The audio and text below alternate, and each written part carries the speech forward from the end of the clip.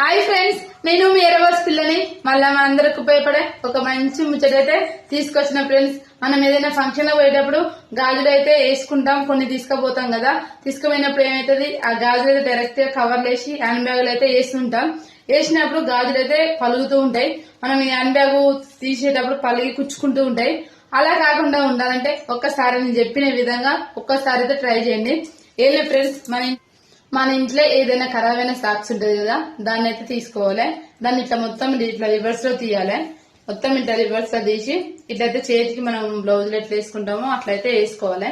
వేసుకున్న తర్వాత మనం ఏ గాజులు తీసుకోపోవాలనుకుంటున్నామో ఆ గాజులను అయితే ఇట్లయితే ఈజీగా మన చేతికి ఎట్లా గాజులు వేసుకుంటామో అట్లయితే వేసుకోవాలి. వేసుకున్న తర్వాత ఇట్లా మొత్తం వేసుకున్నాక మనకి ఎట్లాగే గాజులు ఇట్లా మనకి రివర్స్ హోల్డ్ చేసుకోవాలి.